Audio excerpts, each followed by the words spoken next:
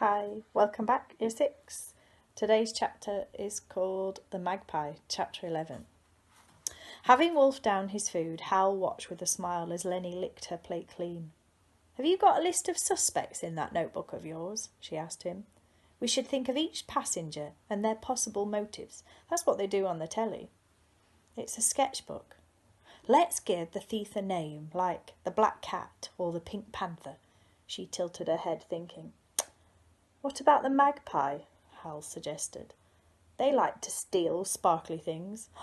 "That is actually brilliant," Lenny looked delighted. "Write that down in your book."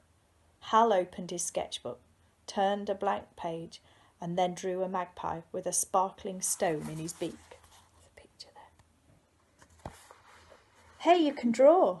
Lenny pulled the book from his hand. "Let me look." "No, Hal tried to grab it back, but she'd already turned the page. "That's me." "Yeah." Hal looked at the footplate floorboards, his cheeks burning. "No one's ever drawn me before." Lenny stuck her tongue out at the picture, mirroring the drawing. "It's good," she laughed and flickered forward. "Who's this?" Hal took his sketchbook and closed it. "That's my mum." "Oh, right." Lenny changed the subject. "Think how brilliant it would be if we did solve this case." "I might have to," Hal said. "Stephen Pickle thinks I am the thief." "That overstuffed beetroot, what does he know?" Hal suddenly realised he'd been gone from his room for a long time. "I should get back." "I'll take you." Lenny stashed her dirty plate in the cupboard. "Thank you for showing me the engine, Mr. Singh." "And for the food, Mr. Bray. I've had the best time." Lenny's dad shook his hand. "I would be grateful, Harrison, if you didn't mention to any of the passengers that you were on the footplate, or with my stowaway daughter. It may cause trouble." Hal nodded. "You can count on me, Mr. Singh." "Thank you." Mr. Singh smiled and turned back to his engine. Lenny and Hal made their way back through the tender. This time Hal barely felt a flicker of fear as he jumped into the carriage. "Why is your uncle on the Highland Falcon?" Lenny asked, as they retraced their steps through the service cars. "He doesn't seem posh enough." "He's writing an article for the Telegraph about this journey. He writes a lot of books about travelling on trains." Lenny stopped. "Is your uncle Nathaniel Bradshaw?" Hal nodded. "Oh, but he's my favourite writer. Have you read Steam of the Dragon?" Hal shook his head. "I haven't read any of his books." Lenny looked shocked. "I'm going to," he added hastily. "I bet he could help us catch the magpie. He's probably noticing all sorts of clues." Hal shook his head. "He doesn't believe there's a thief. He says no one would be mad enough to come on the royal train and steal things." "Ha!" Lenny skipped forward. "Well, we know there's a thieving birdie on this train and we're going to catch it. We are train detectives." "Lenny," Hal hurried after her, "how are we going to do it when you can't risk being seen?" "You'll have to ask all the questions and look for clues," she replied, frown lines appearing on her forehead. "Then you'll tell me what you've discovered and we'll do the detective work together, because I know this train inside out. Okay?" "Okay. First, we need to know more about the stolen jewels. What did they look like? Exactly when were they stolen and where from?" "I didn't see Lady Lansbury's earrings. She said they were pearls, but I did see Lydia Pickle's brooch. Look, I'll draw it for you."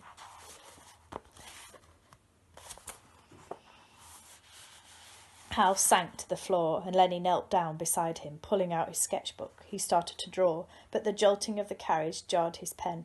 "Oh, this is impossible." "Put the book flat on the floor and lie on your belly," Lenny said. "Relax your arm and go with the motion of the train. Don't fight it." Hal paused. "I think I know when the brooch was stolen." "When?" "You were there." He turned a fresh page and drew 5 diagonal lines that would meet at a point if they continued off the page.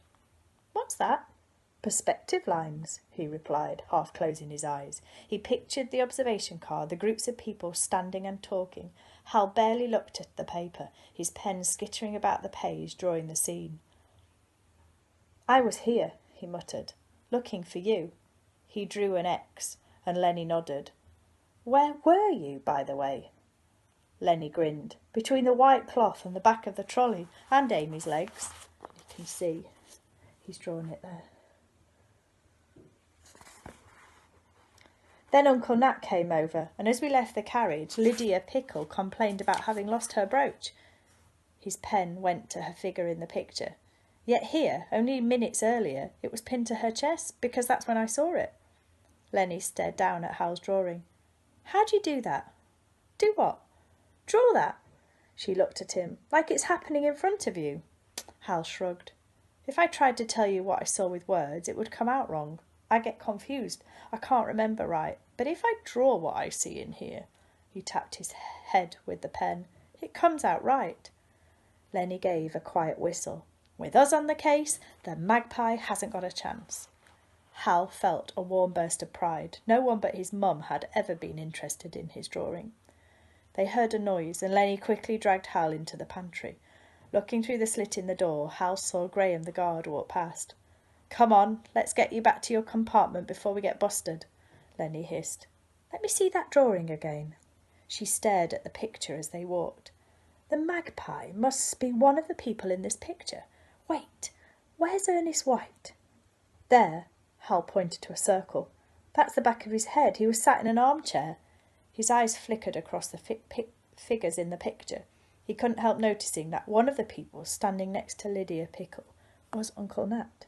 We have to suspect everyone until we can prove they're innocent, Lenny said. That's how these things are done on the telly. She handed Hal's book back and slid open the connecting door to the royal carriage. As soon as I find anything out, I'll come and tell you, Hal said. Lenny nodded. And I'll see if the train staff know anything. Hal hurried back, thrilled by their plan to catch the magpie. He felt his face tight from the wind and the heat of the furnace on the footplate, and he could still taste baked beans. As he headed round the corner, he heard Mr. Pickle shouting, I demand you open this door. Uncle Nat was in the hallway, his back to the door of their compartment. Beside him was Gordon Gould. I understand you're upset, sir, Gordon Gould said, but I'm afraid I can't do that. We respect our guests' privacy. Respect? That boy didn't show any respect for my wife when he bumped into us in the observation car and nicked her brooch. Hal winced. They were talking about him. The evidence we need to prove that boy is guilty is in there. Mr. Pickle pointed to the door. Then the police will find it when we get to Balmoral, Uncle Nat replied calmly. That'll give the boy time to hide the evidence or throw it out the window.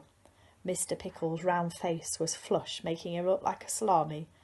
There he is, Mr. Pickle spluttered. What are you smiling at, boy? Where have you been? I bet he's been stealing again. I'm not a thief, Hal said, feeling certain he hadn't been smiling. Check his pockets. Mr. Pickle lurched towards him. Get your hands off my nephew. Uncle Nat leapt in front of Hal, pushing Mr. Pickle back. Mr. Pickle, please.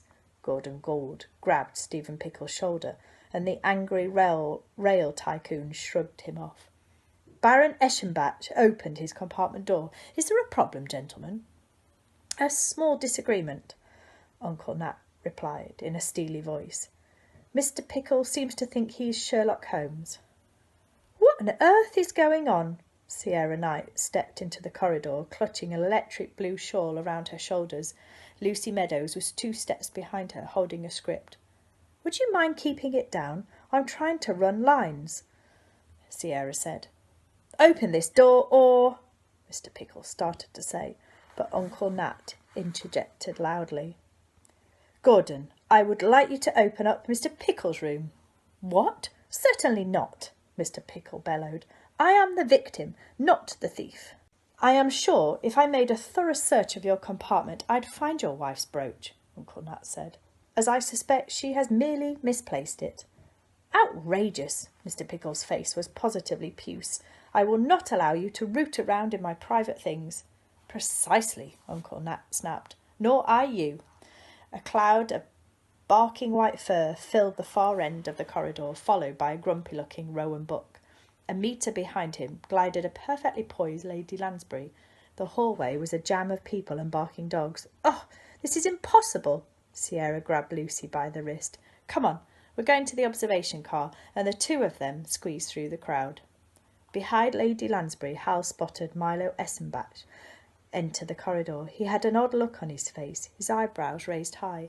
Stephen Pickle stepped aside to let Sierra pass, but the actress couldn't get past the excited dogs who were suddenly barking and jumping at her. "Oh!" she wailed. "They're attacking me!" "Hey, hey!" Hal rushed forwards, kneeling before the dogs. "Sit!" All 5 of the dogs immediately sat down, their curly tails wagging. "Good dogs." Hal patted their heads, looking up at Sierra. "They're just being friendly." Sierra looked uncertain, hurrying past the canines towards Milo. The Baron's son shoved his hand in his pocket, bowing his head as Sierra and Lucy passed him. A flash caught Hal's eye. Something had sparkled between Milo's fingers. It had looked like jewellery. I wonder what it was. The next chapter is going to be called The Invention of Time. See you soon.